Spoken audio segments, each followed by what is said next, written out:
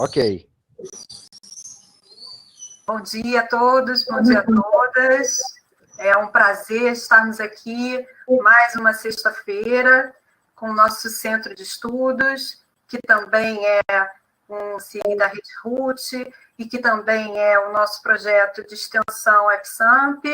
E hoje é um prazer muito grande nós temos aqui na nossa conversa a apresentação da professora Ana Lúcia Spierking, que é doutora em saúde mental, é professora do programa de pós-graduação em psiquiatria e saúde mental aqui do Instituto de Psiquiatria da UFRJ, e é coordenadora do laboratório Delete Detox Digital e Uso Consciente de Tecnologias. E ela vai falar sobre esses trabalhos que ela desenvolve e que ela vem realizando durante o período da pandemia do Covid-19, e justamente aí numa semana bem importante, né, Ana, que a gente vem falando ainda mais, essa discussão, ela aumentou ainda mais com esse lançamento agora recente dessa série que fala também sobre isso, o dilema das redes. Então, acho que a gente vai ter bastante interação hoje com os alunos, e os alunos vão poder fazer as perguntas para a professora Ana Lúcia depois pelo e-mail, pelo nosso e-mail do EPSAMP, que vai estar aí com vocês no site do YouTube, e também pelo próprio site. Ana, muito obrigada, é um prazer tê-la aqui. Seja muito bem-vinda ao Centro de Estudos. Obrigada, Andréia. Bom dia a todos. Primeiramente, eu gostaria de agradecer ao diretor do IPUB, doutor Jorge Adelino Rodrigues da Silva, e os coordenadores do Centro de Estudos do IPUB, que é a Andréia Deslandes e o doutor Alexandre Valença. E também queria agradecer a Fátima Melk e o Rodrigo Ribeiro, da TI do IPUB, que foram, assim, sensacionais comigo nessa confecção aqui da apresentação, né? Então, bom, gente, eu vou falar sobre o Laboratório Delete, Uso Consciente de Tecnologias do Instituto de Psiquiatria.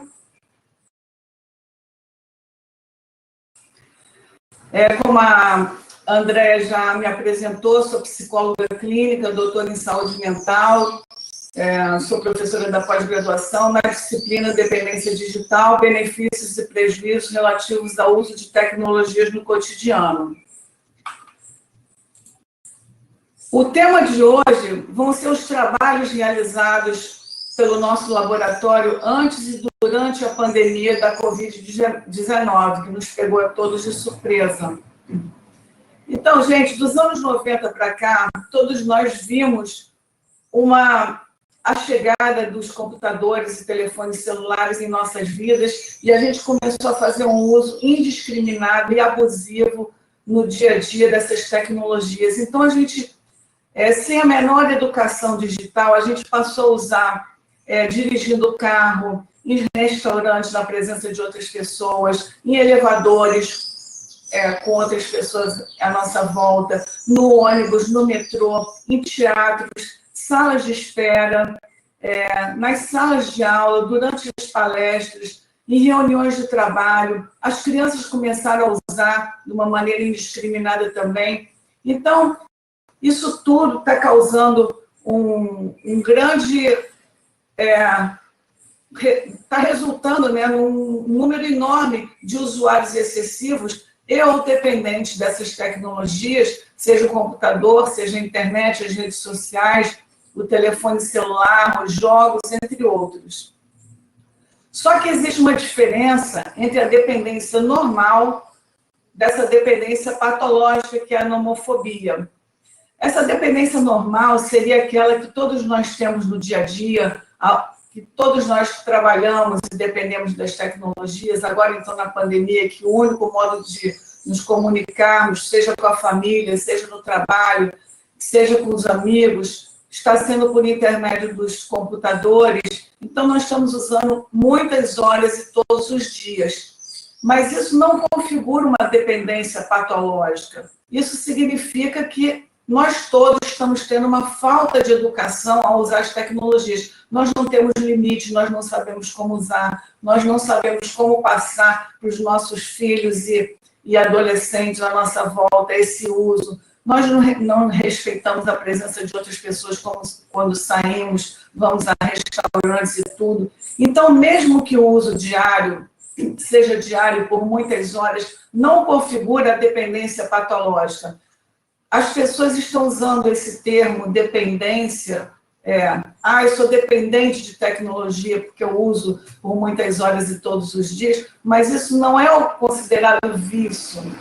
A dependência patológica, que é a nomofobia, ela já é um transtorno que pode estar relacionado com outro transtorno primário, que potencializa esse uso. Por exemplo, se a pessoa já é ansiosa, se a pessoa é deprimida, se a pessoa é compulsiva, se a pessoa tem uma fobia social, isso tudo pode potencializar esse uso. Por exemplo, se a pessoa tem um transtorno compulsivo, provavelmente ela vai usar as tecnologias como um canal de representação para representar, né, características do seu próprio transtorno original. Então, provavelmente, ela vai ficar dependente de sites, de compras, vai ficar dependente de jogos, vai ficar dependente de várias outras situações, usando as tecnologias compulsivamente. O ansioso, da mesma forma, o deprimido vai usar também as tecnologias de uma maneira que tem a ver com características dessa depressão, o ansioso com características dessa ansiedade. Então, esses transtornos primários, eles potencializam o uso. Na verdade, a tecnologia simplesmente é um canal de representação daquilo que existe individualmente em cada pessoa. Então, a dependência patológica, que é a nomofobia, ela pode estar relacionada a esse transtorno primário, potencializando esse uso, e já assume o significado de algo nocivo ou prejudicial. Então, quando nos procurar, quando a pessoa sentir, ou algum familiar, que as tecnologias estão começando a comprometer a vida pessoal, social, familiar, acadêmica ou profissional, trazendo consequências indesejáveis, ou seja, a pessoa começa a privilegiar a vida virtual ao invés da vida real, a pessoa deixa de fazer refeições com a família para ficar usando a tecnologia o dia inteiro, os jovens ficam isolados no seu quarto para ficar dependente de jogos, prejudicando a sua higiene, deixando de entregar os trabalhos na escola. E no próprio área profissional também, as pessoas começam a deixar de cumprir as tarefas que foram solicitadas e atrasam as mesmas para ficar usando a tecnologia. Então, isso tudo vai trazendo indícios que já existe um comprometimento ali, e é nessa hora que as pessoas nos procuram no laboratório DELET. Então, essas pessoas com dependência patológica é que, quando ficam impossibilitadas de usar tecnologia por algum motivo, por falta de Wi-Fi, por falta de bateria, ou por não estarem com as tecnologias em mãos, elas começam a ter os sintomas nomofóbicos, que são a angústia, ansiedade, nervosismo, são os mais frequentes. Então, por exemplo, quem tem dependência normal não tem sintomas se esqueceu a tecnologia em casa, essa que é por lazer ou trabalho apenas. Ela fica chateada, mas ela não fica com sintomas. Quem tem a dependência patológica, a nomofobia, sim, apresenta esses sintomas que são os mais frequentes. Então, essa diferenciação é que todas as pessoas devem conhecer, para não confundirem e usar o termo dependência como se fosse vício, generalizando esse uso das tecnologias. Então, mesmo que o uso seja diário por muitas horas, não configura a dependência patológica. Então, gente, nós que já trabalhávamos no IPUB, em outros laboratórios, a gente começou a ver, desde 2013 para cá, 2012, 2011, a gente começou a ver uma chegada de pessoas com essa queixa de dependentes de tecnologias, e nós não estávamos preparados para atender, não tinham os profissionais de saúde especializados, não tínhamos uma teoria a ser seguida, nenhum protocolo para poder receber essas pessoas e oferecer um tratamento adequado. Então, em 2013, o Laboratório DELET foi institucionalizado dentro do Instituto de Psiquiatria da UFRJ, ele fica no CIP antigo, e a gente disponibiliza atendimento médico, psicológico, fisioterapêutico e faz grupos de uso consciente de tecnologias para essa demanda de usuários excessivos e ou dependentes das mesmas. E também somos uma linha de pesquisa do IPUB que abrange a área da dependência digital e temas relacionados. Então, os alunos de mestrado e doutorado que queiram desenvolver projetos relacionando qualquer tecnologia que seja, não é só computador, telefone celular, pode ser também próteses biônicas, um marca-passo, qualquer tecnologia interagindo com os indivíduos, pode propor um projeto para ser avaliado aqui e fazer o mestrado e doutorado na nossa equipe. E também o nosso papel acadêmico é a produção de conhecimento científico através dos artigos que a gente publica e dos livros também. Então, gente, os nossos objetivos são receber esses usuários excessivos ou dependentes de tecnologia. A gente tem uma triagem todas as sextas-feiras, a partir das 8 da manhã, isso antes da pandemia. Isso agora está acontecendo de uma maneira online, nós estamos orientando da maneira possível e fazendo os atendimentos online também da maneira possível, até que tudo seja restabelecido normalmente. Então, a gente faz essa triagem, a gente orienta a população em geral sobre o uso consciente das tecnologias, é a nossa missão. A gente tem os livros que eu vou falar mais no final, Etiqueta Digital e Ergonomia Digital, que são os princípios básicos de educação digital para a população. A gente descreve na literatura científica esses impactos dessas tecnologias interagindo no cotidiano dos indivíduos e as consequências relacionadas. E um papel muito importante também, a gente informa a população sobre o descarte e a reciclagem do lixo eletrônico, que é o e-lixo, para a preservação do meio ambiente, que nós estamos fabricando uma quantidade imensa de lixo eletrônico e as pessoas não têm consciência disso e não estão preparadas para encaminhar esse lixo eletrônico para os devidos locais. E a gente faz essa orientação também.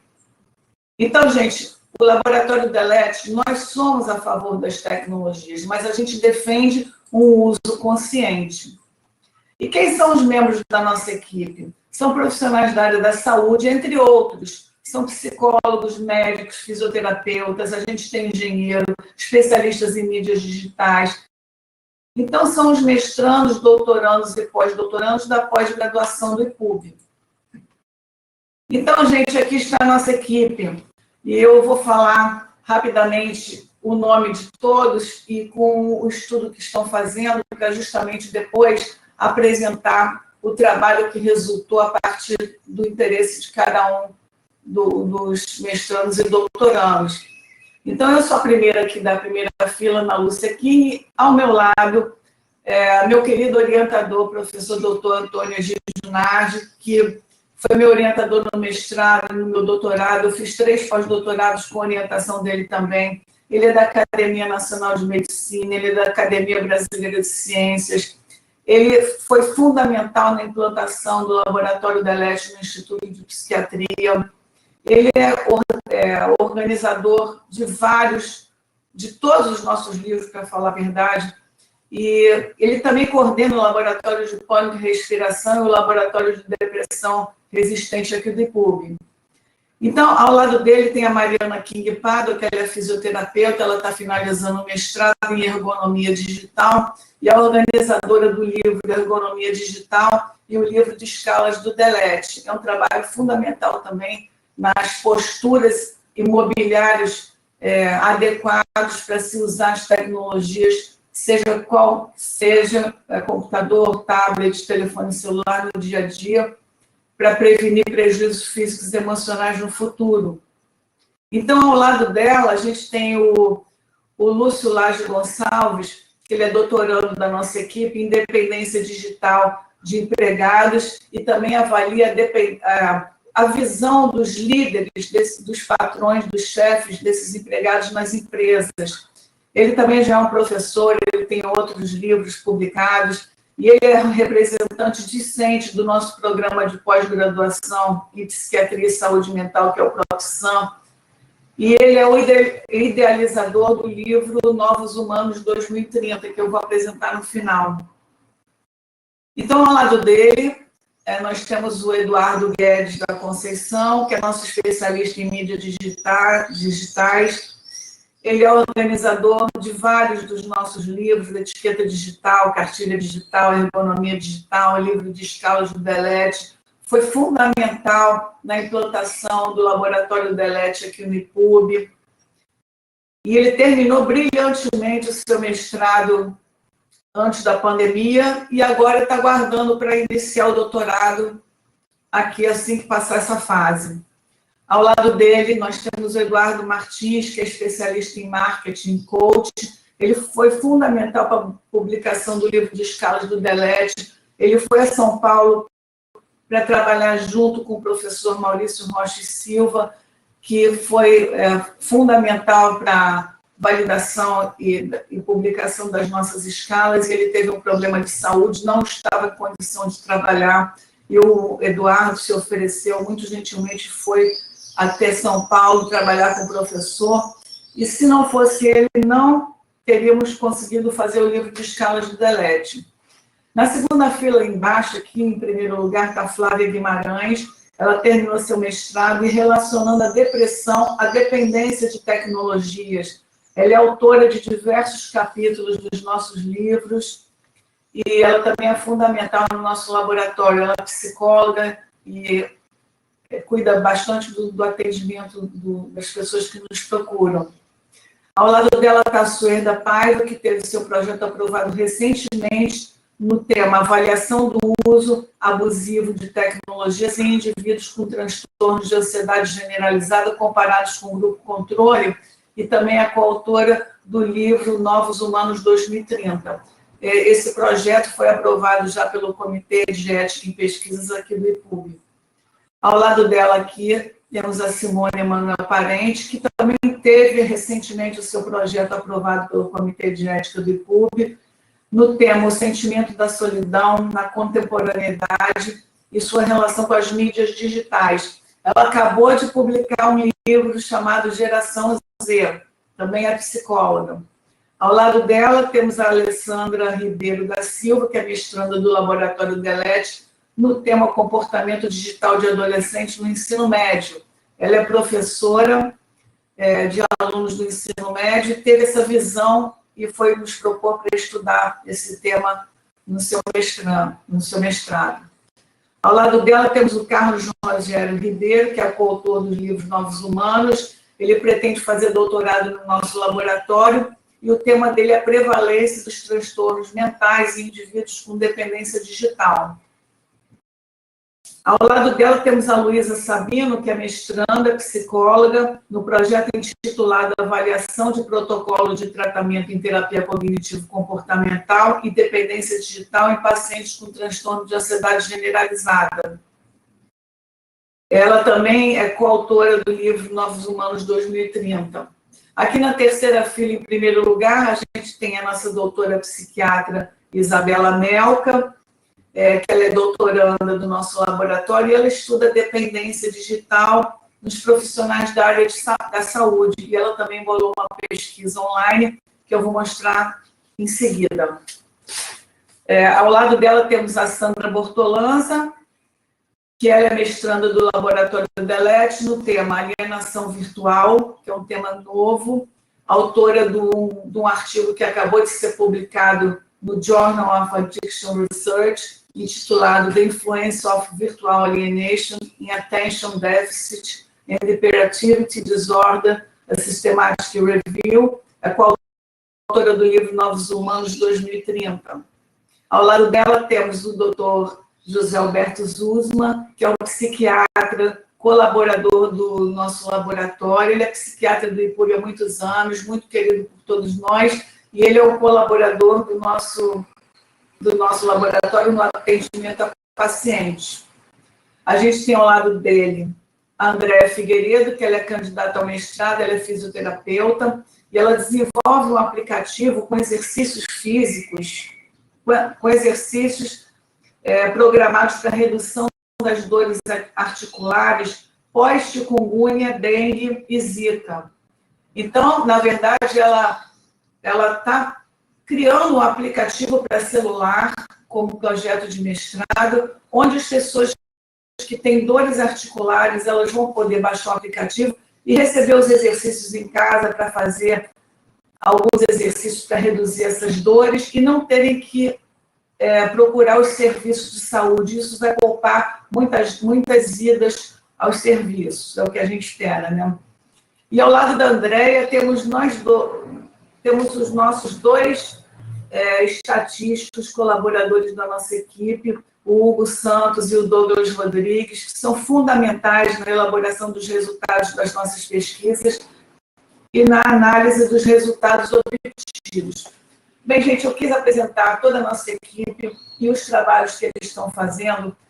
Primeiro, para valorizar todos eles, que são pessoas fundamentais para o funcionamento do DELET, mas também para vocês verem a necessidade que nós temos de criar instrumentos de avaliação para poder formar as nossas pesquisas. Por exemplo, não existia no mercado até então escalas que avaliassem as dependências de tecnologia, dependências específicas como do telefone celular, do WhatsApp, das tecnologias em geral, do Facebook.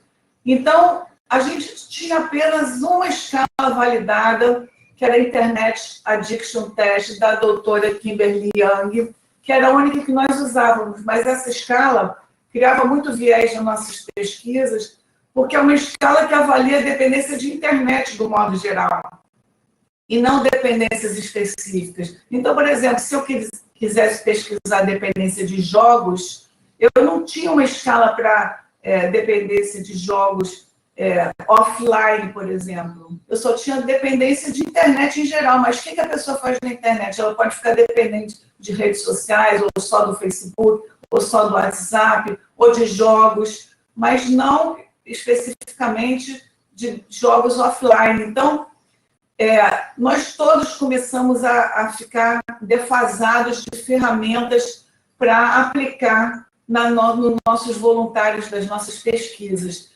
Então, nós resolvemos escrever o quê? Criar um livro de escalas do DELET. Isso foi antes da pandemia, porque a gente viu que a gente aplicava todos isso presencialmente nos nossos voluntários. E a gente criou esse livro para a gente ter esses instrumentos. E esse livro foi organizado por mim, Ana Lúcia King, doutor Antônio Egídio Nardi, o Eduardo Guedes e a Mariana King Pádua. E esse livro, ele contém 15 escalas, nós validamos 9, publicando os artigos das validações, publicamos em inglês esses artigos que eu vou mostrar a seguir. Então, elas estão relacionadas ao uso excessivo de tecnologias no cotidiano. Elas avaliam a dependência do computador, do telefone celular, do tablet, das redes sociais, elas medem o grau leve, moderado e grave dessas dependências, do Facebook, Instagram, WhatsApp, Twitter, tem escala para dependência de YouTube, Spotify, dependência de jogo patológico digital, dependência patológica que é a nomofobia, transtornos mentais associados a essas dependências, os prejuízos físicos que as pessoas têm ao usar celular ou computador, escala para avaliar alienação virtual, dependência digital de empregados e ainda a percepção, escala que avalia a percepção dos líderes, os chefes, os patrões, em relação à dependência digital desses empregados. E o mais legal é que a gente publicou nas versões português, inglês e espanhol. Então, gente, esse foi o primeiro artigo que a gente publicou na Medical Express. Todos são publicados em inglês, que é a validação da escala para a dependência do telefone celular. Eu vou sempre dizer o primeiro autor e o último, que são os idealizadores, e o último é o orientador do artigo. Mas todos vocês podem ler quem são os outros coautores para não ficar repetindo sempre o nome de todo mundo. Então, eu sou a primeira autora, e o Dr. Antônio Egídio Nardi é o meu orientador. Então, a partir dessa publicação, nós recebemos no IPUB, para a defesa de doutorado do Eduardo Guedes, não, de mestrado do Eduardo Guedes, que foi a dependência do Facebook no Brasil, que ele fez a avaliação dele, o doutor Maurício da Rocha Silva, que é responsável por essa revista. Então, fomos apresentados, aí eu falei, doutor Maurício, acabei de publicar um artigo na sua revista, que é a validação da escala para dependência do telefone celular, e temos mais 8 escalas de validação de dependência, e ele ficou super interessado, então ele fez o possível para que nós publicássemos todos os artigos na revista dele, e depois ele sabia que ia virar o livro. Então, nós temos muito que agradecer ao professor Maurício da Rocha Silva. Então, esse foi o primeiro artigo. Em seguida, a gente publicou a validação da escala para avaliar a dependência do WhatsApp. Então, a gente pode, nas nossas pesquisas, aplicar exatamente o que a gente quer. Quem quer pesquisar a dependência de WhatsApp tem a escala, a ferramenta ideal para ser avaliada, ela está validada. Então, eu sou a primeira autora, e o doutor Antônio Egídio Nardi, meu orientador. Depois a gente tem a validação da escala do jogo patológico, para a dependência do jogo patológico digital, que eu sou a primeira autora, o doutor Antônio Egídio Nardi é meu orientador, tem outros autores que vocês podem ir lendo também. Em seguida, a gente tem a validação da escala para avaliar o uso abusivo das tecnologias em geral, que é o computador, o telefone celular, o tablet, entre outros. Porque nós precisávamos, quando a gente faz pesquisas, a gente separa um grupo principal, que são os usuários excessivos de tecnologia, do grupo controle, que são os não usuários abusivos de tecnologia no dia a dia. Então, como a gente saberia diferenciar o grupo principal do grupo controle? Então, essa escala é fundamental. Então, por exemplo, nessa escala, quem alcançar abaixo de 19, do resultado 19, ele faz um uso normal e diário da tecnologia, mas um uso tranquilo. Quem tem acima de 19 já faz um uso excessivo da tecnologia e já tem um comprometimento maior. Então, a gente já pode separar os grupos. Então, essa é uma escala que a gente usa muito em todas as tecnologias para fazer a separação dos grupos. Controle e grupo principal. Depois a gente tem a escala para avaliar os prejuízos físicos com o uso abusivo das tecnologias no dia a dia. Então, a idealizadora desse trabalho foi a Mariana Schierking de Pádua e o Dr. Antônio Egídio Nardi, que é o orientador dela. Então, ela é fisioterapeuta, trabalha com terapia corporal a vida inteira, então, todo o trabalho dela é em função dessas posturas, dos mobiliários, das orientações do corpo para evitar esses prejuízos físicos e emocionais que podem surgir com o uso das tecnologias no dia a dia. Depois a gente teve a validação da escala de dependência do Facebook, que é do Eduardo Guedes, e eu sou orientadora dele, Ana Lúcia King. Então, o Eduardo ele fez um trabalho maravilhoso, que foi reconhecido por toda a banca da sua defesa de dissertação de mestrado, que foi a avaliação da dependência no Brasil inteiro. Você vê que ele já fazia um trabalho online antes da pandemia, conjuntamente com o trabalho presencial. Então, esse trabalho foi muito assim, importante para a nossa equipe na ocasião. Voltando só um minuto, e dessa validação da escala de dependência do Facebook, também surgiu a escala de validação da dependência do Instagram, que também entrou no nosso livro. Então, quem quer estudar a dependência do Facebook especificamente, tem uma escala que é uma ferramenta validada para esse uso. Antes, como é que a pessoa poderia estudar a validação da escala do Facebook se não tivesse essa ferramenta? Ela teria que usar a única escala validada no mercado, que era a Internet Addiction Test, que era a dependência de internet, porque o Facebook, você usa a internet, mas abrangeria milhões de outras coisas, isso criaria muito viés de pesquisa. Então, fundamental ter uma escala específica para o que vai ser estudado. Então, o trabalho, o resultado final fica limpo e claro, e não tem, assim, surgem dúvidas quanto ao que foi avaliado ou não. A gente também teve a escala para avaliar depressão relacionada na dependência de tecnologias, porque a gente tem muitas escalas de depressão, temos as escalas de Hamilton, a escala de Beck de depressão, que são as mais usadas também, que a gente até usa conjuntamente com essa escala. A gente usa, e aí essa especificamente associa essa depressão ao uso das tecnologias. Então, é a escala da Flávia Leite Guimarães, que finalizou o mestrado dela nesse mesmo tema, e quem sabe vai fazer o doutorado com a gente depois da pandemia. E eu fui a orientadora dela. Temos a escala para avaliar a dependência digital de empregados, do nosso querido Lúcio Lage Gonçalves, eu sou orientadora dele, então estou falando o primeiro e último autor, mas tem todos os coautores em seguida. O Lúcio é especialista em avaliar a dependência digital em empresas, ele já tem outros trabalhos e livros publicados nesse assunto, ele tem um livro Dependência Digital, ele tem um outro também, que agora eu não me recordo o nome, mas que está disponível no nosso laboratório também para quem quiser pesquisar. Então, ele é especialista nessa área.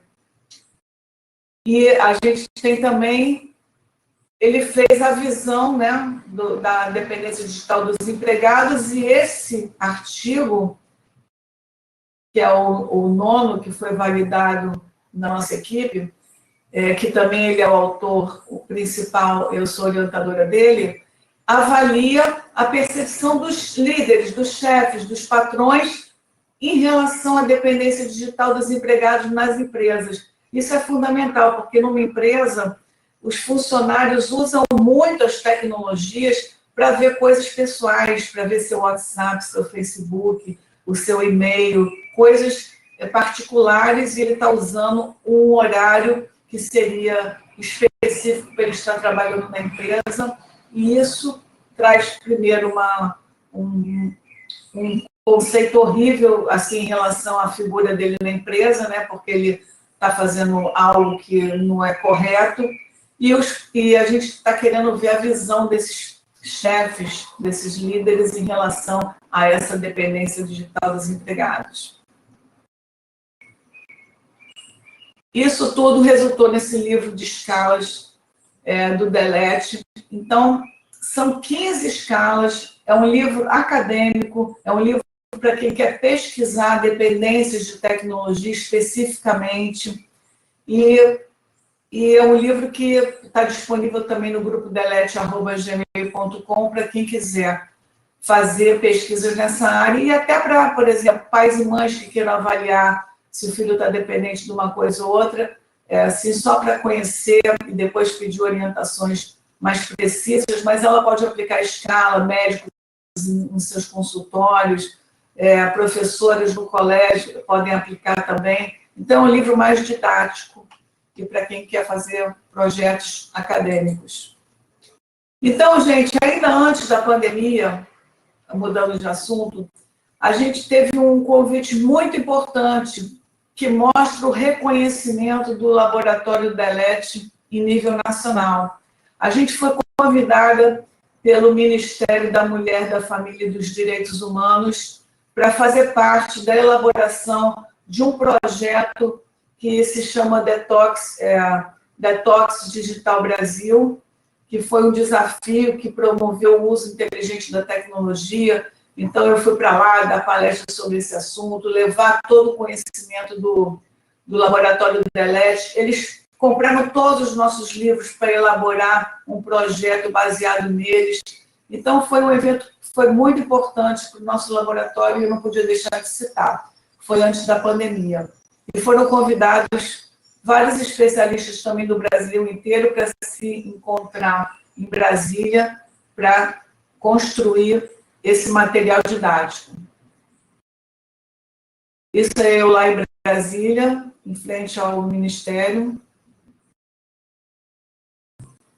Então, gente, a seguir eu vou mostrar os artigos publicados recentemente. A gente tem vários artigos que podem ser acessados no Google Acadêmico, estão todos no Cielo, mas esses dois foram publicados recentemente, que é um artigo do Lúcio Lage Gonçalves, Antônio Gidinardi, Hugo Kegler dos Santos, Douglas Rodrigues e eu, que sou orientadora dele, que é a dependência digital dos empregados na perspectiva dos líderes. E foi publicado na Journal of Addiction Research. E a gente também recentemente teve o artigo da Sandra Crisóstomo Bortolanza, que foi o The Influence of Virtual Alienation in Attention Deficit and Hyperactivity Disorder, a Systematic Review, que é da Sandra, Lúcio Lage Gonçalves, Antônio Gidinardi e eu, e foi publicado na Journal of Addiction Research. A gente tem vários artigos submetidos, a gente tem uns 9 artigos submetidos, e mais alguns outros em confecção para serem submetidos. A gente tem um do smartphone, dos profissionais da área da saúde, a gente tem várias escalas para variar a mudança de comportamento das tecnologias do isolamento social, que a Mariana foi o primeiro artigo que ela pensou em fazer agora na época da pandemia, estudar essa mudança comportamental das pessoas, né, em relação ao uso de tecnologias, que a gente sabe que durante a pandemia aumentou muito esse uso de tecnologias. Então, ela é a primeira autora, Mariana King Pádua, e o doutor Antônio Gidinardi é o orientador dela e já está submetido. Então, nós temos mais uns 5 artigos, que é do Lúcio Lage, que eu não vou falar todos, mas a dependência digital de empregados, dependência nas organizações, uma revisão da literatura.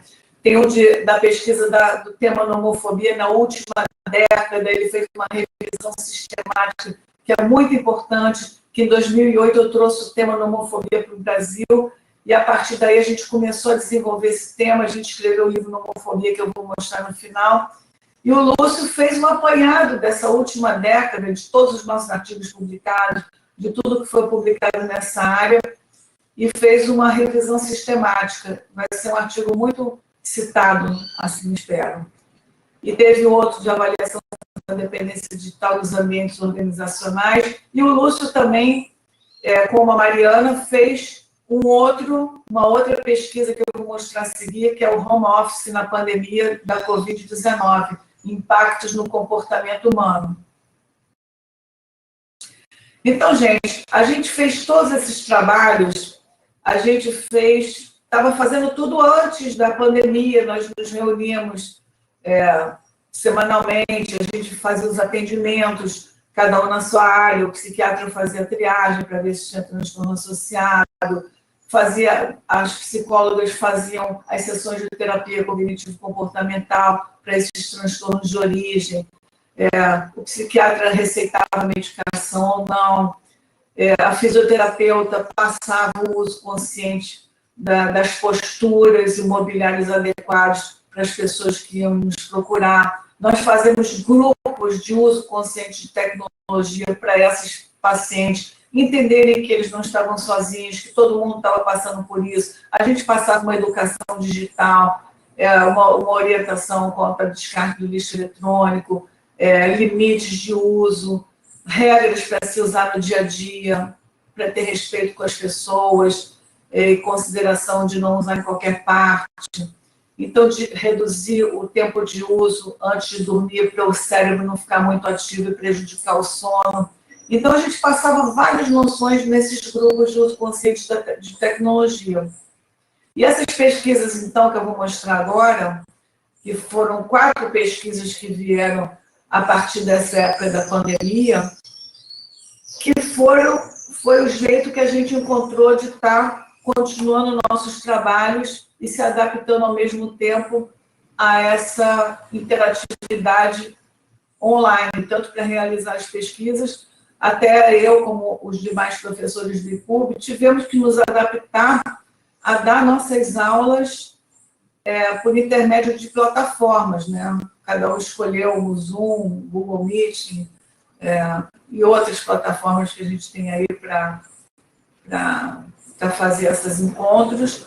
E a gente está dando as nossas aulas online, então os alunos todos tiveram que baixar essas plataformas, todo mundo teve que entender como usar, os professores, a gente teve que entender como baixar as apresentações e dar as aulas online. E está todo mundo agora, tudo funcionando super bem, ainda bem.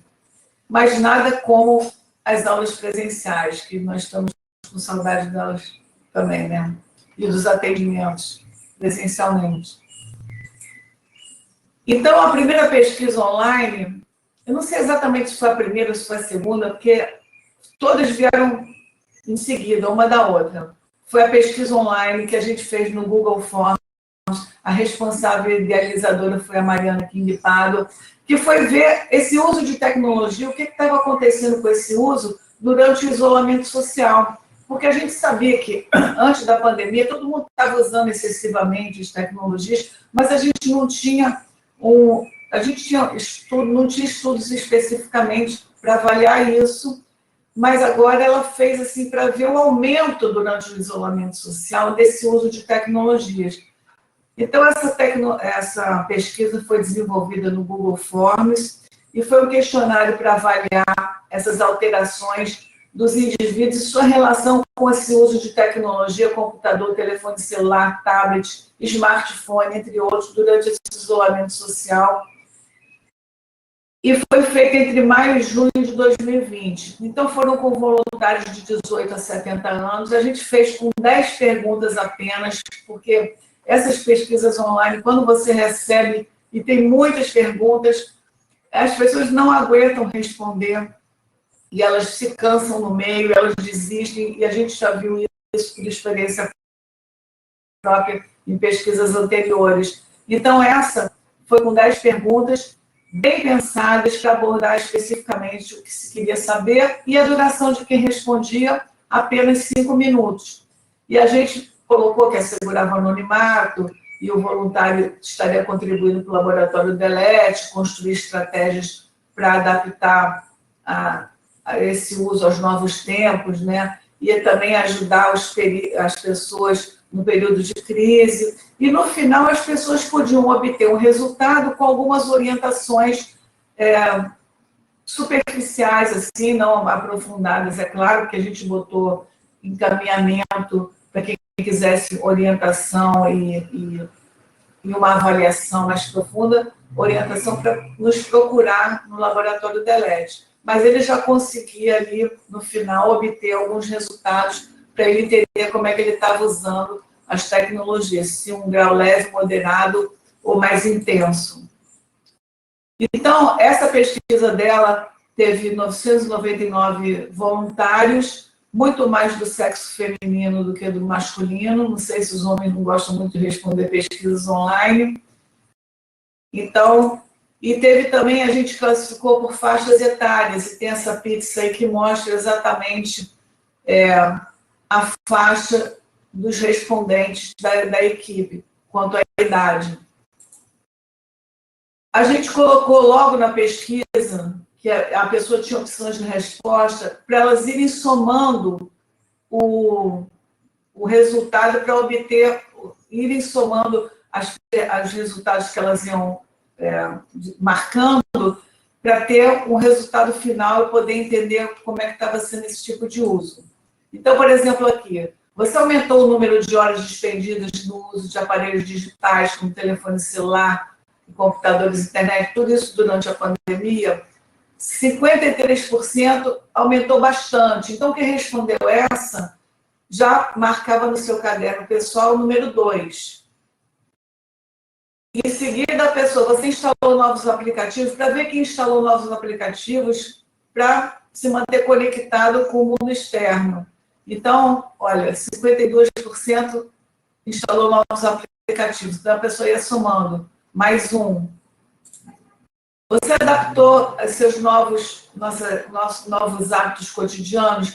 Porque a maioria das pessoas começou a fazer compras online, pedir farmácia online, pedir restaurante online, fazer atividades bancárias online.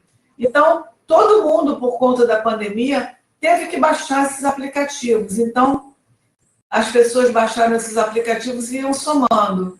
Então, aumentou a interatividade com consulta. Por exemplo, nós psicólogos e médicos também, em muitos casos, estão dando consultas online. Então, é a única maneira, às vezes, de encontrar com a pessoa. Então, as pessoas foram respondendo. Você participou de lives musicais ou lives de cursos e de atividades físicas, por exemplo. Então, isso são todas propostas novas, né, que foram surgindo depois da pandemia. Começaram professores de educação física a dar aulas online, a gente começou a fazer lives, fazendo orientações do uso consciente, e vários, milhões de outros temas. Os cantores começaram a fazer lives musicais. Então, cada um na sua especialidade criou uma live para poder se virar nessa pandemia, né? E todo mundo interagir e fazer parte. Ainda bem que está tendo essas tecnologias nesses tempos que nós estamos vivendo de pandemia, porque imagina se essa pandemia fosse antes dos anos 90. O que seria de nós? A gente não ia saber como estava ninguém, nem nossos amigos, o que estava acontecendo, a gente não ia poder estudar, a gente não ia poder ver nossos familiares mais idosos, a gente não ia poder fazer nada. Então, com o uso das tecnologias, a gente tem muitos benefícios, mas a gente tem que prestar muita atenção nos prejuízos com esse uso excessivo das tecnologias. E essa orientação é que a gente passa no Laboratório da ELET. Então, seguindo, você participou de videoconferências com família, amigos, trabalho ou como meio de lazer, isso é fundamental para a gente. Uma interatividade online, a gente já viu aniversários sendo feitos online, até casamento a gente já viu sendo feito online. Então, todos os eventos, festa de aniversário de criança, a gente teve até as brincadeiras dos próprios aniversários dessas pessoas os palhaços, pessoas que fazem brincadeira com criança, eles faziam online e a criança do outro lado assistia, e ria e participava. Então, está todo mundo criando, se reinventando profissionalmente para trabalhar dessa forma. Então, olha, você praticou jogos digitais, mesmo que offline, para ver se muita gente, por não ter o que fazer, passou a jogar ou não. A gente foi vendo todas essas questões. Você percebeu alterações emocionais relacionadas ao aumento dessa necessidade de uso das tecnologias? Então, a gente viu que um pouco das pessoas perceberam alterações emocionais, porque às vezes a pessoa fica ansiosa, às vezes a pessoa fica deprimida por conta da pandemia, às vezes a pessoa sente pânico e medo porque não sabe o que está acontecendo. Então, assim como aumentou muito o número de atendimentos psicológico e médico por conta dessa pandemia, aumentou também a necessidade de uso das tecnologias, e essas alterações emocionais se refletiram também no uso das tecnologias digitais. Então, são 10 questões. Essa é a nona. Se você percebeu desconfortos físicos, como dores na coluna, tensão muscular, ressecamento nos olhos, a gente aumentou muito o uso das tecnologias. A gente fica o dia inteiro usando um computador, vendo uma Smart TV, lendo um livro digital e várias outras tecnologias. Então, a gente está recebendo um brilho com aquelas telas, a gente está recebendo sons e luz, e a gente fica sem piscar, e isso tudo vai comprometendo, ressecando os olhos. A gente tem que parar, piscar mais vezes, fazer exercícios para relaxar a musculatura ocular, olhando para um lado, olhando para o outro. E tem outras estratégias também, que a Mariana, da nossa equipe, que é autora dessa pesquisa, ela passa para todo mundo como se prevenir desses prejuízos físicos, de posturas erradas à frente ao computador e também desses prejuízos emocionais. Essa última questão, você percebeu alterações do sono, na dieta ou nos hábitos de higiene? Porque, por exemplo, tem gente que vira madrugada usando a tecnologia. No dia seguinte, as funções executivas, atenção, coordenação, memória, está tudo prejudicado pela falta de sono. Na dieta, porque a pessoa fica na tecnologia, não faz as refeições com a família à mesa, come fast food, comidas rapidinho para não ter que largar a tecnologia. Os jovens, principalmente, ficam sem até tomar banho, porque não querem largar o jogo. Então, já que não saem de casa, eles ficam protelando essa tomada de banho diário. Então, houve muitas mudanças em relação a esse uso no dia a dia. Então, no final, gente, a gente passava os resultados. A pessoa somou aqueles pontinhos que ela fez durante essas perguntas que ela foi respondendo. Então, por exemplo, se ela somou 8, ela vai se classificar de 7 a 13 pontos, ela está com uso moderado. Então, a gente dá uma explicaçãozinha assim. Vou ler só uma para não estender, mas a gente tem essa pesquisa também no laboratório, quem quiser ver mais a fundo. Então, quem tem uso moderado, a gente bota: constatamos aumento no seu uso cotidiano das tecnologias digitais durante o isolamento social. É natural que haja esse aumento por conta das adaptações de trabalho, consumo e diversão nesse cenário de pandemia, né? Mas fique atento para que esse uso corrente, diário, né, ainda se mantenha em nível consciente e saudável, evitando, assim, prejuízos físicos ou emocionais. Então, quem tem o uso excessivo, lê e recebe a recomendação. No final, a gente bota: agradecemos a participação, e para maiores informações e orientações sobre o uso excessivo das tecnologias e para procura de tratamento para dependência digital, as pessoas podem conectar o Laboratório Delete pelo grupo delete@gmail.com. Então, tem mais 3 pesquisas que foram feitas também pelo Google Forms online nessa época de pandemia, que foi a pesquisa do Lúcio, que é o responsável, Lúcio Lage Gonçalves, que ele resolveu fazer um trabalho sobre home office na pandemia. Então, é um trabalho muito importante, porque vocês sabem que todos nós estamos fazendo trabalho em home office por conta da pandemia. Então, esse questionário teve os mesmos moldes. Ele estipulou um período também para a gente colher os voluntários, né, que a gente não pode deixar 3 meses seguidos. A gente quer avaliar durante uns 20 dias, 15 dias, os voluntários entre 18 e 70 anos, asseguramos o anonimato, e a gente foi... ele foi seguindo naquele mesmo molde que eu apresentei da Mariana. Ele aparece sexo, idade, aí ele vai respondendo a cada uma das perguntas que ele foi fazendo, e no final tem também os resultados com os níveis leve, moderado e grave desse trabalho em home office durante a pandemia. Então, a terceira pesquisa online, que a responsável foi a doutora Isabela Melca, que é a psiquiatra da nossa equipe, que ela criou esse uso das tecnologias digitais relacionadas ao comportamento sexual durante o isolamento social. Porque você vê que a pandemia está mudando todo o nosso comportamento em diversos aspectos. E o nosso comportamento sexual também está sofrendo alterações por conta desse isolamento social. Então, a pesquisa dela é bem específica para o uso de tecnologias relacionando a prática sexual. Então, por exemplo, quando você pergunta sexo, nas outras todas a gente perguntava, sexo só dava 2 opções, masculino e feminino. E a gente sabe que existem 72 orientações de gênero. Então, a gente, nesse tipo de pesquisa específica do comportamento sexual, a gente abriu para várias possibilidades de resposta. Então, feminino, masculino, bissexual, transexual, entre outros, né? A gente fez várias opções para poder abrigar todos os voluntários que fossem participar. Então, também teve as respostas, os resultados foram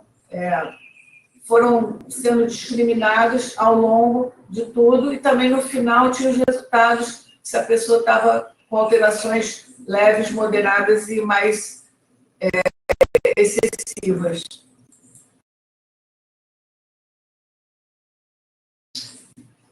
E essa última pesquisa mais recente foi da Sandra Crisóstomo Bortolanza, que propôs uma pesquisa para avaliar a alienação virtual. Essa alienação virtual é muito verificada nos casais, por exemplo. Em casa, um casal, cada um fica usando a sua tecnologia e um deles pode se sentir alienado por conta desse pouco caso, vamos dizer assim, que esse seu cônjuge fica fazendo em relação a ele por ficar usando a tecnologia de uma maneira excessiva e desmedida, né? Porque a pessoa tem que ter se tocado o que está fazendo.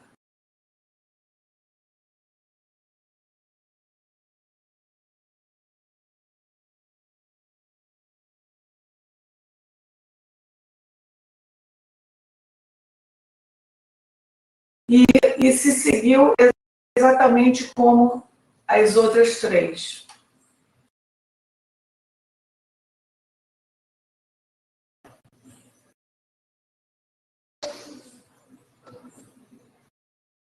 Bom, gente, finalizando as nossas pesquisas, o Laboratório Delete, ele tem realizado também live, porque nesse período de pandemia, como a gente passa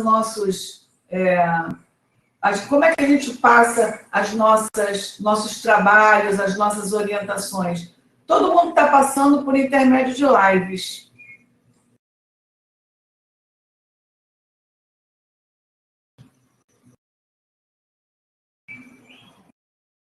Então, essas foram algumas.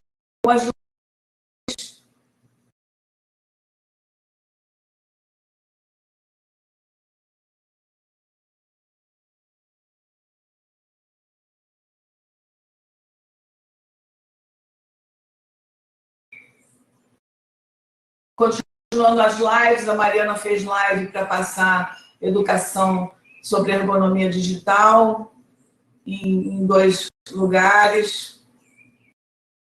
Continuei a fazer lives também, o Lúcio Lage fez live, A Vida Após a Covid-19, ele também publicou um livro agora recentemente com o mesmo tema, A Vida Após a Covid-19, Como Poderá Ser o Mundo.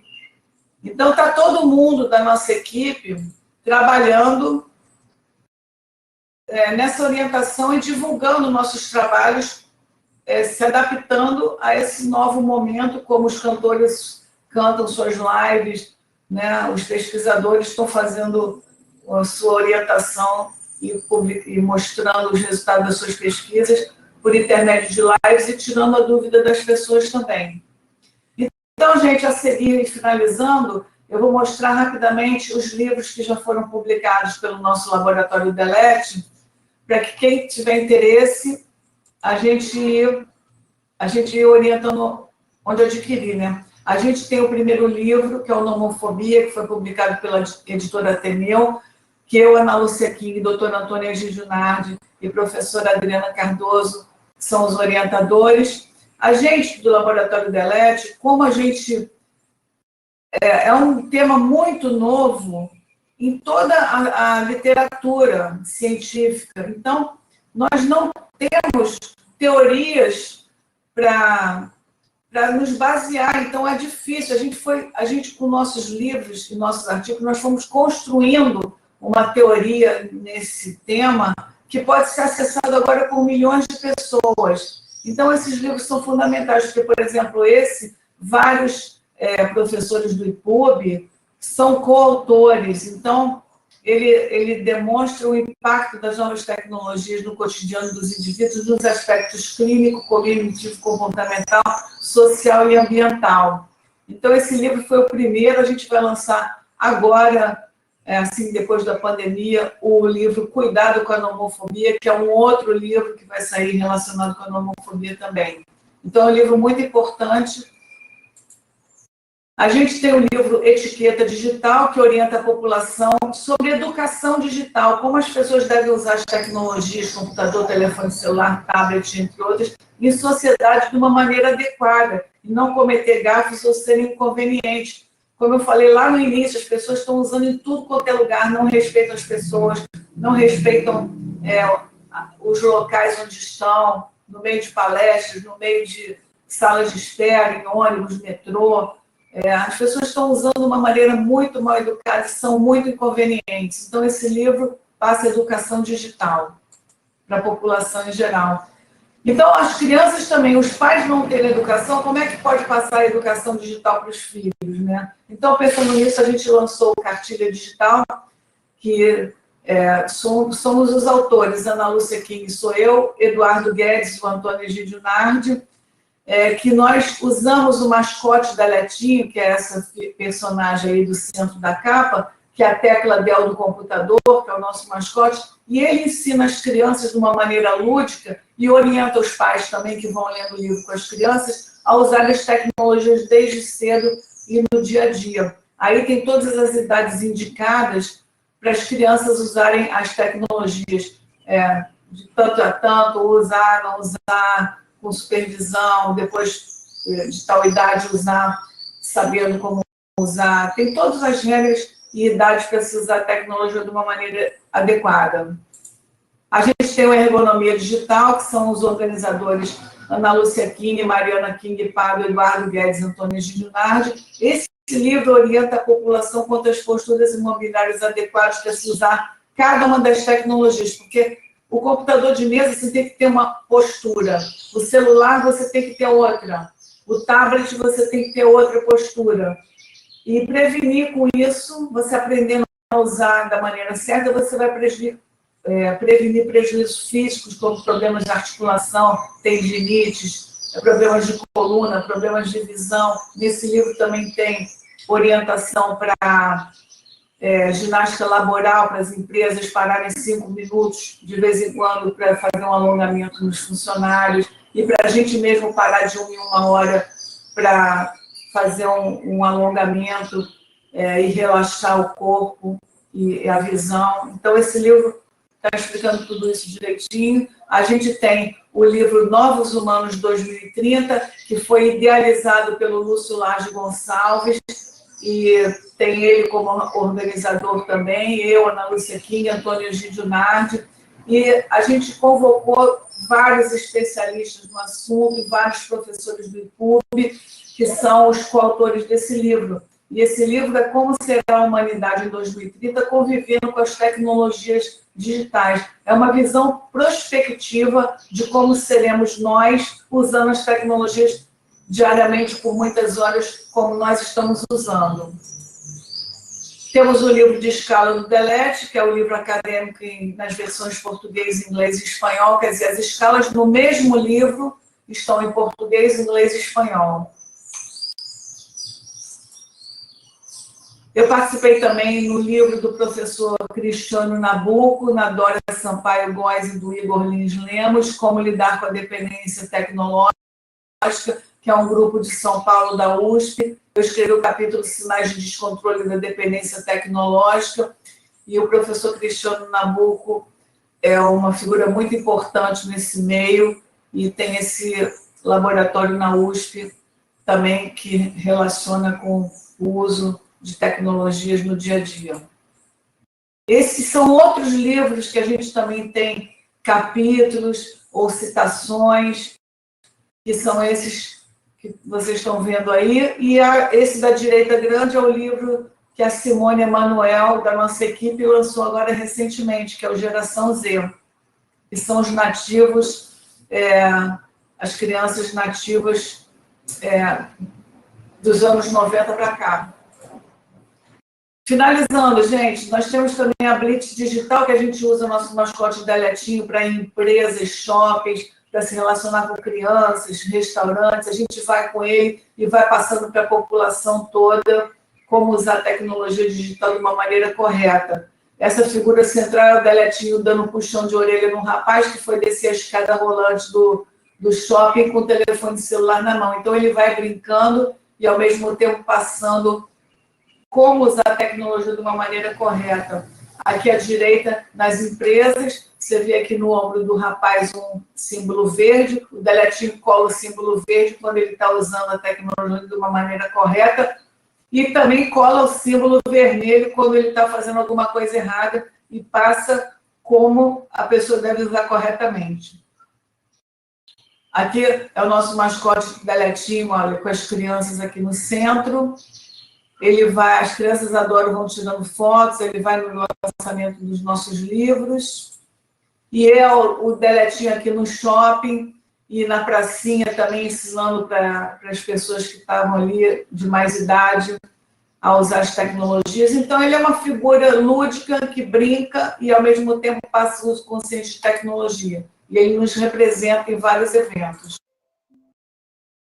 A gente tem, para finalizar, os 10 passos de uso consciente das tecnologias, que pode ser acessado no nosso site, para quem quiser. E a gente também tem os nossos contatos para vocês procurarem o grupo delete@gmail.com e conhecer nosso trabalho. Então é isso aí, gente. Eu queria agradecer a todos que participaram, que assistiram a esse nosso centro de estudos, e para mim foi um prazer estar com todos vocês. E se alguém tiver alguma pergunta, eu estou à disposição.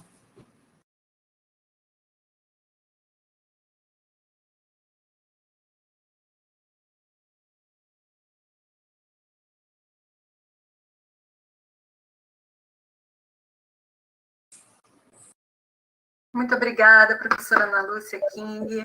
É realmente impressionante a quantidade de trabalho que a equipe vem desenvolvendo durante esse período, antes e durante esse período da pandemia, e um tema extremamente importante, principalmente nos dias de hoje, onde a gente tem esse grande aumento da utilização de todas as redes online. Então, nós temos várias perguntas aqui, então eu vou começar aqui com algumas perguntas que já foram enviadas. Começando aqui pela pergunta do nosso aluno de doutorado, Hélio Rocha Neto, que está em Portugal. Professora, bom dia. Usando o espaço para lhe perguntar um tema que não falamos na disciplina. Em geral, os critérios diagnósticos de dependência são muito parecidos, tanto na CID quanto na DSM. Muitas vezes, o que muda é apenas o nome da substância na descrição. O que existe de particular no eixo diagnóstico das dependências tecnológicas e o que nas escalas de avaliação diferem entre si? Obrigada e parabéns pelo trabalho. Olha só, os critérios de dependência estão todos lá no DSM-5 agora, né, no Manual de Diagnóstico Estatístico dos Transtornos Mentais. E a dependência de tecnologia é muito recente, tanto que a nomofobia, que é a dependência das tecnologias, ela não está oficialmente classificada ainda nesse DSM, mas provavelmente no futuro, como o transtorno do pânico, como outros transtornos mentais também foram sendo inseridos e nomeados, e modificados e renomeados, e se transformando essa classificação. Então, provavelmente, isso vai ser em longo prazo, né? Então, o que difere as escalas entre si, elas diferem que elas são específicas para cada uma das situações. Então, são ferramentas indicadas para você estudar aquele tema específico que você quer, e não um tema abrangente utilizando uma escala que é geral e não específica, né? Ele perguntou o que existe de particular entre o quê? Na verdade, ele pergunta em relação às diferenças, né, do eixo diagnóstico, de outras substâncias e de outras dependências, e o que existe em particular na avaliação e como que elas diferem entre si. Você vê que essa questão das dependências é tudo muito novo, mas de 2 anos para cá eu fui convidada a falar sobre, num seminário de álcool e drogas, sobre dependência tecnológica. Isso foi a primeira vez que isso foi foi convidada para inserir esse tipo de dependência. Então, são trabalhos muito novos e está todo mundo tendo que entender como lidar com isso, principalmente os especialistas. A dependência das tecnologias tem muitas similaridades quanto organicamente você libera com o prazer do jogo dopamina, serotonina, endorfinas e outras substâncias químicas que são substâncias que nos dão prazer e que viciam como as outras também, álcool e drogas. Então, tem similaridade nesses aspectos, só que a gente pede para o usuário de álcool e drogas no tratamento não usar mais, ficar totalmente abstinente. E nas tecnologias a gente não faz isso, porque as tecnologias têm inúmeros benefícios. Então, a gente passa apenas o modo de usar conscientemente. O tratamento é diferente, mas existe aí um conteúdo que é igual para as dependências em geral. E as classificações das dependências estão no DSM-4 e 5, e a nomofobia ainda não está oficialmente classificada como uma dependência. Mas, por exemplo, em 2018 passado, a Organização Mundial da Saúde inseriu a dependência de videogame como um transtorno mental. Quer dizer, então já está oficializada no diagnóstico no DSM-5 e já está também no CID, né? Essa classificação da dependência de jogos digitais. Então, você vê que as coisas vão entrando no mercado de acordo com a demanda da sociedade e da situação, né?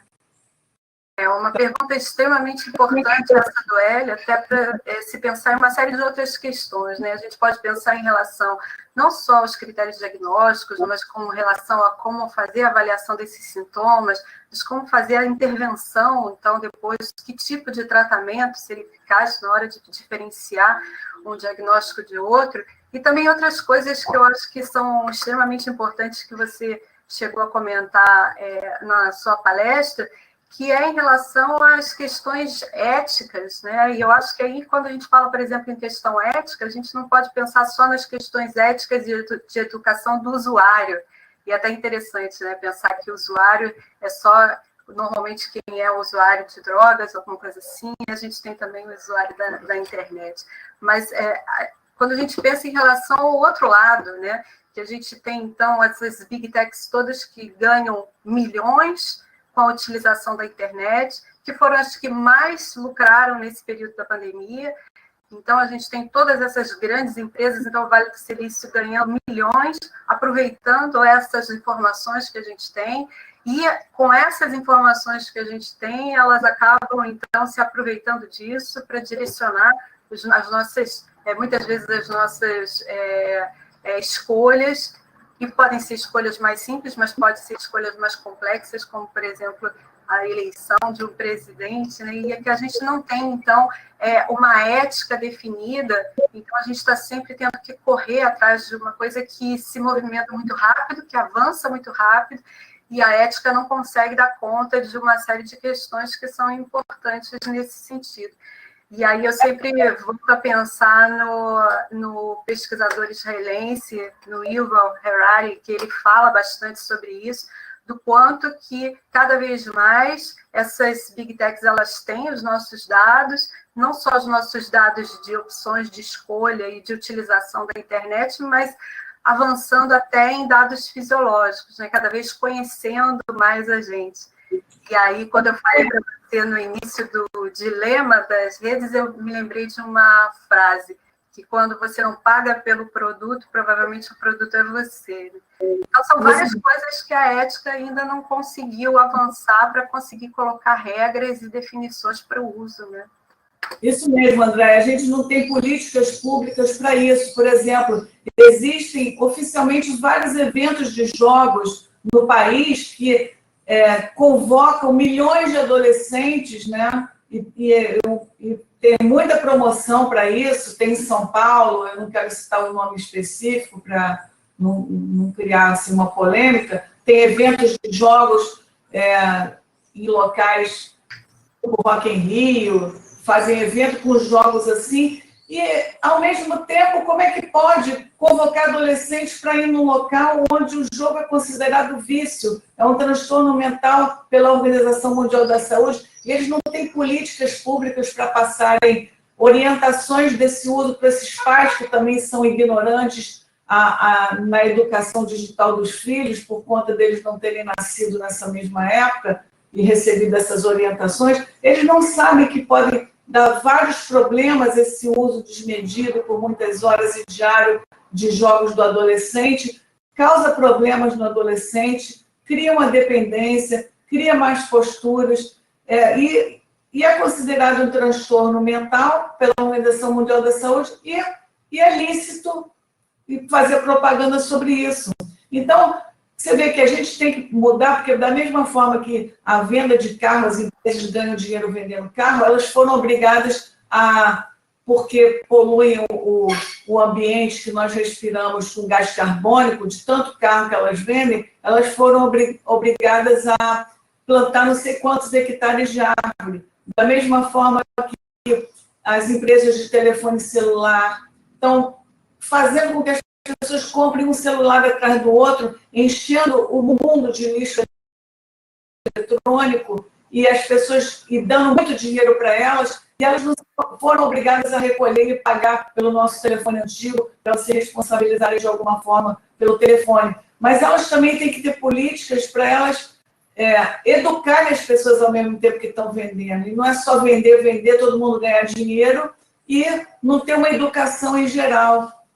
Sobre isso que eu fui falar lá em Brasília também, porque foi um local onde estavam presentes vários deputados e eles precisavam conhecer que não é só permitir empresas e tudo funcionar do jeito que querem, sem passar uma educação digital para a população ao mesmo tempo. Então, orientar nas escolas, orientar os pais, e nos eventos também, ao mesmo tempo que tem jogos, as pessoas têm que ter estandes onde elas possam aprender como usar a tecnologia, os limites de uso, os prejuízos que podem vir a ter se usar e as prevenções que podem ter também. Então, isso tem que ser passado ao mesmo tempo que as pessoas estão também vendendo as coisas, não é só ganhar dinheiro, né? Senão as empresas de telefone e outras coisas tecnológicas, elas vão só faturar em detrimento dos prejuízos que os indivíduos vão tendo ao mesmo tempo, seja físico ou emocional. A própria Netflix, que lançou esse documentário, teve um lucro de 55 bilhões nesse período agora. Mas, enfim, aqui tem uma pergunta da Ana Paula Ribeiro: como lidar com a dependência tecnológica quando esta é reforçada pelo trabalho? Isto é, quando o uso excessivo da tecnologia, apesar de prejudicial, é incentivado ou exigido em função da atividade exercida. Ana Paula. Pois é, por exemplo, Ana Paula, né? Como lidar no trabalho? Todos nós somos obrigados, vamos dizer assim, a trabalhar com as tecnologias digitais. Então, isso, a gente sabendo usar corretamente, a gente só vai usar no período que a gente vai ter que, por exemplo, no horário comercial. Então, a gente vai ver se a nossa postura está correta. A gente, ao invés de usar seguidamente várias horas sem parar, a gente faz intervalos regulares de 1 em 1 hora para dar uma respirada, para dar uma alongada nas musculaturas do ombro, do pescoço, fazer exercícios com a mão, a gente parar beber uma água, a gente parar para almoçar, não usar tecnologia durante o almoço. Tem muita gente que almoça teclando no celular. Então, a gente sabendo fazer um uso consciente das tecnologias, a gente pode trabalhar com elas no dia a dia. Só que a gente vai saber como nos poupar dos prejuízos. A gente vai fazer exercício, piscar mais vezes, ao invés de abaixar a cabeça para ver telefone celular, relevar a mão, depois trocar a mão. Isso já vai prevenir problemas na coluna cervical. Então, tem várias estratégias desse uso que, mesmo que o trabalho nos imponha, nós sabendo usar conscientemente, a gente vai saber nos prevenir futuramente dessa questão.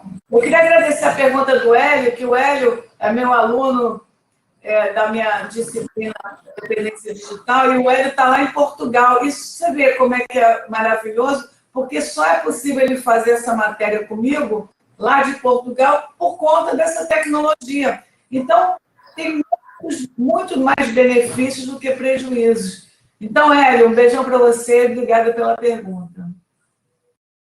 Certamente a gente tem bastante, esse é um dos benefícios, e o professor Hélio ele está desenvolvendo o doutorado dele em cotutela com a orientação da professora Maria Tavares, e é um grande orgulho para o nosso programa de pós-graduação. Aqui nós temos mais uma pergunta. Temos algumas pessoas pedindo para depois você deixar o contato de como fazer para poder ter acesso aos livros, como poder fazer para ter acesso aos questionários, se o questionário Google ainda está disponível. Então, são algumas perguntas, se você puder, no final, deixar o seu contato.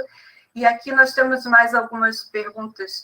Pergunta da Michele, dando parabéns, falando sobre questões de opção de lazer e mais tarefas online. E o Cleiton Peixoto pergunta qual é o maior desafio para limitar o tempo do uso de celular em um momento em que o mundo está cada vez mais convergindo para atividades que são executadas no meio do celular. E aí, nesse sentido, também tem uma questão relacionada mais às crianças. Então, como evitar o uso da tecnologia na primeira infância? Na sua opinião, deve-se evitar a todo custo o uso de tablets e celulares pelas crianças? Então, juntando aí algumas perguntas, porque a gente já está aqui finalizando o nosso tempo e ainda tem mais perguntas para serem respondidas. Bom, gente, em primeiro lugar, os pais e adultos e orientadores e educadores são responsáveis pela vida digital dos menores de idade. Então, não é possível que digam, meu filho adolescente ou a criança, meu filho criança é viciado em tecnologia. Não, o pai é que é mal educado a não saber passar os limites para essa criança usar. No livro Cartilha Digital tem as idades certinhas para esse uso correto e o que é necessário. Mas lembra sempre, gente, os adultos é que tem que dar os limites. E o limite, você só conhecendo quais são e sabendo fazer um uso consciente das tecnologias, é que a gente vai saber tanto para a gente quanto passar, né, como professores e orientadores, vamos passar, e pais e mães, a gente vai passar para essas crianças. Então, é determinar para a criança o tempo de uso, botar o computador na sala, num ambiente comum, para a gente ver o que a criança ou o adolescente estão acessando, com quem estão conversando, quem estão conversando com ela, que eles estão expostos à pedofilia, cyberbullying, a várias outras situações negativas, que a internet é uma porta aberta para a rua. Então, a gente tem que conhecer a vida digital dos filhos, se responsabilizar por ela, que os pais e adultos é que vão responder na justiça, por exemplo, se o menor de idade postar uma calúnia, uma difamação, uma postagem de preconceito, isso tudo pode receber um processo e quem vai ser processado são os pais, não os menores de idade. Então, são os adultos que têm que conhecer os limites para poder passar para essas crianças. Nós temos aqui várias pessoas agradecendo, elogiando, parabenizando pela sua apresentação de hoje. E eu vou fazer mais uma pergunta aqui, agora a pergunta da Érica Silva. Bom dia. De acordo com as pesquisas que o grupo já realizou, quais são os principais fatores que influenciam na dependência patológica de tecnologias? E como é o tratamento para esses casos? O que pode ser trabalhado para diminuirmos os prejuízos do uso excessivo das tecnologias? Obrigada pela palestra, Érica Cristina. Oi, Érica. Olha só, a dependência patológica, a gente sempre, na nossa triagem, a gente vê, o psiquiatra, na verdade, ele faz uma avaliação da existência dos transtornos primários, porque a gente tem que ver que essa dependência patológica tem muito a ver com aquele transtorno de origem, a ansiedade, a depressão, a compulsão, o transtorno de fobia social, e outros transtornos, transtorno dismórfico corporal tem muito a ver com jovens na internet.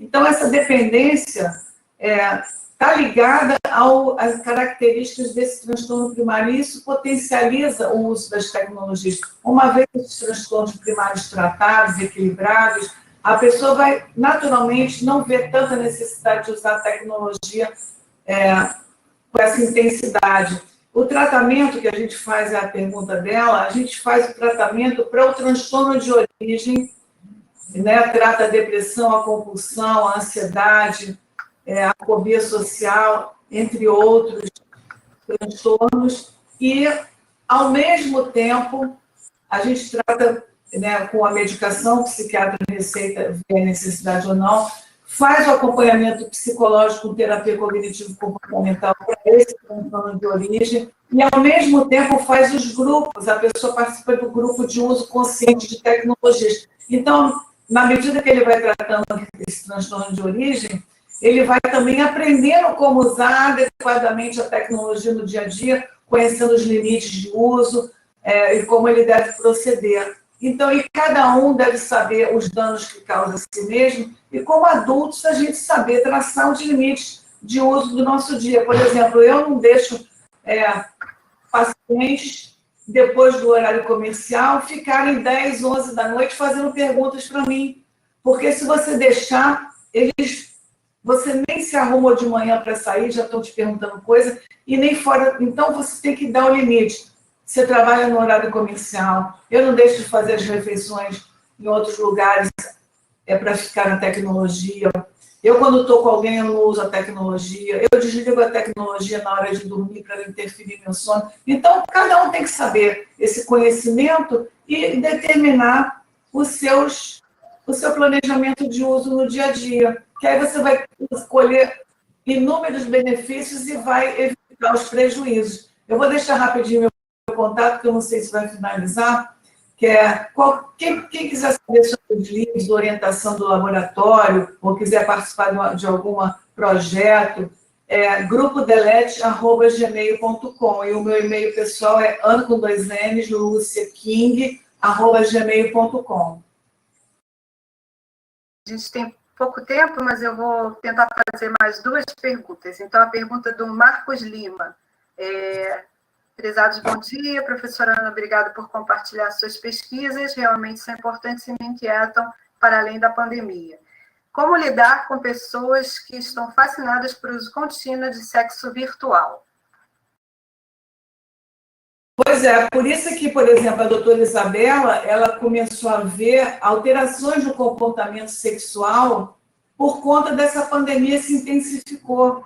Então, a gente está vendo, olha, ultimamente, o que a gente tem recebido de pessoas, principalmente homens, até agora a gente não recebeu uma mulher, que são dependentes de sites pornográficos, e isso se intensificou na época da pandemia. Então, a gente primeiro tem que investigar o que está levando aquela pessoa a suprir alguma necessidade interna que tenha, porque tem gente que tem a fome emocional, que substitui por comida essa fome emocional que tem, outros com drogas, outros com alguma substância que seja qualquer. As pessoas vão suprindo as suas próprias carências com algum tipo de comportamento alterado. E a gente vê muita gente ficando dependente de sites desse tipo e com alterações no seu comportamento sexual. E por isso é que a gente está fazendo pesquisas e a gente vai orientando as pessoas para o uso consciente e investir o que está precisando para poder orientar para essa carência que está levando a ele a esse tipo de comportamento. Não é tratar a ponta do iceberg, sim o que tem embaixo. Aí a gente vai vendo para que a pessoa vá entendendo e encontrando alternativas para lidar com as situações emocionais dele e que não venha a refletir nesse tipo de comportamento, que às vezes é inadequado, porque, por exemplo, tem um rapaz que eu estou tratando que ele é casado e ele está usando sites pornográficos e a mulher pegou e ela agora está querendo destruir um casamento que tem 1 ano de casamento, por conta dessa dependência de sites pornográficos. Então, quer dizer, ele vai botar a perder um casamento bacana que ele tem, que ele falou que gosta da mulher e tudo, por causa desse hábito, desse comportamento de... Então, ele tem que pesar os valores também, para que ele entenda os prejuízos que ele vai ter se ele continuar usando de determinada forma. Muito obrigada, inclusive vale a pena a gente citar aqui alguns comentários que falam sobre a necessidade de se desenvolver campanhas nesse sentido, né? E, infelizmente, a gente está com o nosso tempo esgotado, existem algumas perguntas ainda, e eu vou procurar passar, então, para a professora Ana Lúcia, talvez ela possa responder por e-mail, porque são as perguntas que vieram pelo e-mail do EPSAM. Mais uma vez, agradecer pela excelente apresentação, parabenizar pela grande quantidade de trabalhos que vêm sendo desenvolvidos pelo grupo. É extremamente importante se pensar nisso e pensar em relação ao quanto que a gente pode trazer de coisas positivas, como você disse, né? O que a gente pode trazer de positivo. Então, usar da melhor forma a tecnologia digital, porque nós podemos utilizar ela para a saúde, para uma série de questões para a educação, que vão ser muito importantes, e, por outro lado, a gente não cair nas armadilhas que hoje em dia nós temos por conta dessa falta de regras, falta de políticas dentro dessa área. Então, é um trabalho realmente extremamente relevante. Parabenizar mais uma vez a professora Ana Lúcia Kim. E aí eu já aproveito para falar sobre um tema que também está relacionado com isso, já que a gente sabe que esse uso excessivo da tecnologia digital também está associado com um aumento muito grande de sintomas depressivos, de sintomas ansiosos. Então, na semana que vem, nós teremos aqui no nosso Centro de Estudos o professor Alexandre Valença, que vai falar sobre Covid-19 e transtornos neuropsiquiátricos. Então, conversar um pouco mais sobre os transtornos neuropsiquiátricos durante a pandemia. Agradeço a todos pela presença, desejo a todos bom fim de semana e até semana que vem. Muito obrigada.